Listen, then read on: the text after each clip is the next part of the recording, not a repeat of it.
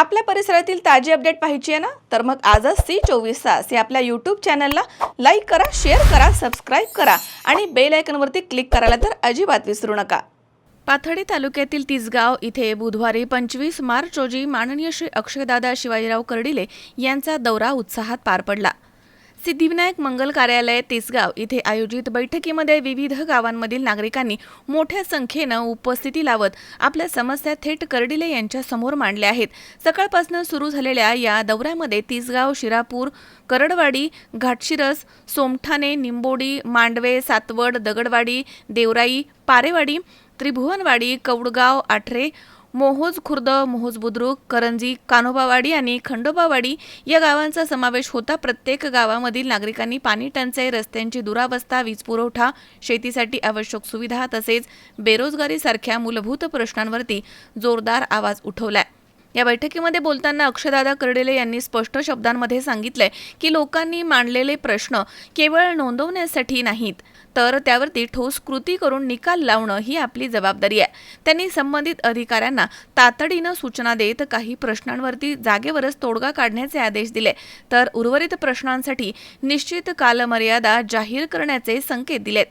यावेळी कर्डिले यांनी पाथर्डी तालुक्यातील ग्रामीण भागासाठी विकासाचा स्पष्ट असा रोडमॅप मांडला आहे. पाणीपुरवठा योजनांना गती अंतर्गत रस्त्यांचे डांबरीकरण, शेतकऱ्यांसाठी सिंचन सुविधा वाढवणं, युवकांसाठी रोजगार निर्मिती या मुद्द्यांवरती त्यांनी प्राधान्यानं काम होणार असल्याचं म्हटलंय. दौऱ्याच्या दरम्यान कर्डिले यांनी थेट संवाद साधल्यामुळे नागरिकांमध्ये समाधानाचं वातावरण दिसतंय. राजकीयदृष्ट्या महत्त्वाचा दौरा म्हणून या दौऱ्याकडे पाहिलं जात आहे. कर्डिले यांनी थेट जनतेत जाऊन संवाद साधलाय, त्यामुळे स्थानिक पातळीवरती त्यांची पकड अधिकच मजबूत झाल्याचं चित्र दिसतंय. शिवाजीराव कर्डिले यांनी गेल्या 30 वर्षांमध्ये सातत्यानं जनतेशी आपली नाळ घट्टपणे जोडून ठेवली आहे. प्रत्येकाच्या अडचणी समजून घेत त्या सोडवण्याचा ध्यास त्यांचा होता आणि त्यामुळेच सर्वसामान्यांच्या मनामध्ये त्यांनी एक विशेष स्थान निर्माण केलं. आता त्याच पद्धतीनं अक्षय कर्डिले यांनी देखील गेल्या 9 वर्षांमध्ये संपूर्ण मतदारसंघ पिंजून काढत जनतेशी घरगुती नातं निर्माण केलं. अक्षय कर्डिले हे केवळ नेते नसून ते प्रत्येक कुटुंबाचा सदस्य असल्याची भावना नागरिकांमध्ये निर्माण झाली आहे. कोणतंही काम सांगण्याच्या आधीच पूर्ण होईल असा विश्वास नागरिकांनी व्यक्त केलाय. जलयुक्त शिवार योजना आपल्या भागात राबवली. जवळजवळ आपल्या या तिसगाव गणामध्ये 28 बंधाराची साखळी आपल्याला त्या माध्यमातून निर्माण करता आली आणि आपल्या भागात हा भाग ऊस तोडणी कामगाराचा होता म्हणून असं ओळखला जायचा. त्या तालुक्याची ओळखपासून ऊस उत्पादक बागायतदाराचा तालुका करण्यात मोठं यश आहे. मला यामध्ये एवढंच सांगायचं, निवडणूक येणार आहे, निवडणूक होणार आहे. आपल्या मतभेदाचा परिणाम जर आपल्या नेत्याला बसला तर गेल्या 2024ला आपण पाहिलंय की खासदार सुजयदादा विखे पाटलासारखा एक चांगला माणूस आपल्या मतभेदामुळे लोकसभेला पराभूत झाला आणि त्याचे परिणाम आपण आज या ठिकाणी भोगत आहोत. 2019 ते 24 आपण सुद्धा भोगलोय की साहेब आमदार नसताना आपली काय अवस्था होती. आज गेल्या 2009 ते 2026 पर्यंत 17 वर्ष प्रत्येक कार्यकर्ता हा आपला साहेबांच्या पठडीमध्ये घडलाय.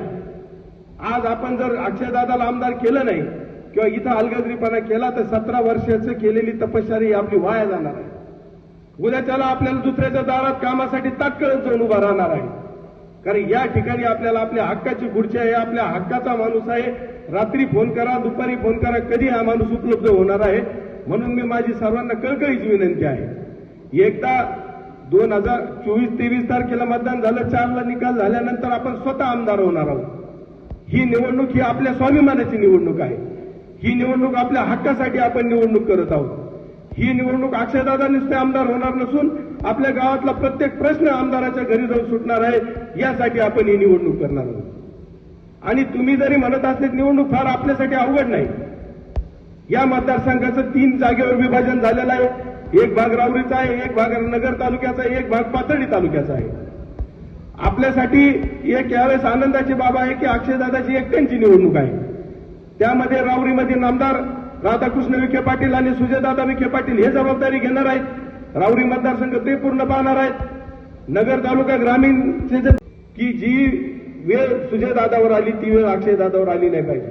त्याचं कारण आहे की ज्या माणसाने 30 वर्षापासून सातत्याने आपल्या कुटुंबाकडे दुर्लक्ष करून गोरगरीब जनतेसाठी रात्रीचा दिवस केला, रक्ताचं पाणी केलं आणि सर्वसामान्यांच्या प्रश्नासाठी संघर्ष उभा केला, मुंबईमध्ये नेतृत्व करत असताना एक सर्वसामान्याचा आमदार म्हणून ओळख साहेबांची झाली, एक मोबाईल आमदार म्हणून त्यांची ओळख झाली. आता हीच ओळख अक्षयदादाची सुद्धा आपल्याला यापुढे महाराष्ट्रामध्ये करून दाखवायची, एवढं मी तुम्हाला जाहीर आवाहन करतो.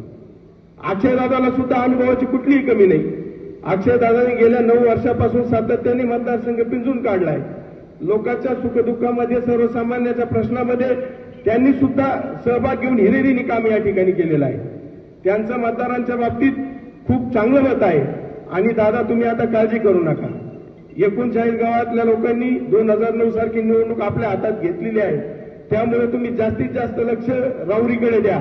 पाथर्डी तालुक्यात मोनिकाताई राजे हे 100% आमच्याबरोबर राहतील आणि या ठिकाणून 75 ते 80% मतं तुम्हाला मिळवून देतील, एवढं मी तुम्हाला या ठिकाणी निश्चित सांगतो. यानंतर आपल्या महेश दाने, C24 तास, राहुरी. राहुरी शहरामधील नामांकित साईराम इलेक्ट्रॉनिक्स अँड बॅटरीज या दालनात तुम्हाला मिळतील सर्व प्रकारच्या इलेक्ट्रॉनिक वस्तू तसेच होम अप्लायन्सेस. साईराम इलेक्ट्रॉनिक्सचं नातं आहे खास. प्रत्येक घरात गुणवत्तेचा विश्वास. उन्हाळ्यामध्ये थंड कूल करण्यासाठी AC, fridge, cooler, deep freeze यांची भव्य अशी रेंज. साईराम इलेक्ट्रॉनिक्स, खरेदी विक्री संघ, नगर मनमाड रोड, राहुरी.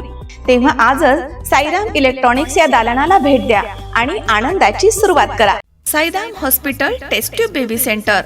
मी डॉक्टर स्वप्नील माने, स्त्रीरोग, वंध्यत्व व दुर्बीणद्वारे शस्त्रक्रिया तज्ज्ञ. आमच्याकडे दुर्बीणद्वारे शस्त्रक्रियेसाठी लागणारे सर्व अत्याधुनिक उपकरणं अवेलेबल आहेत.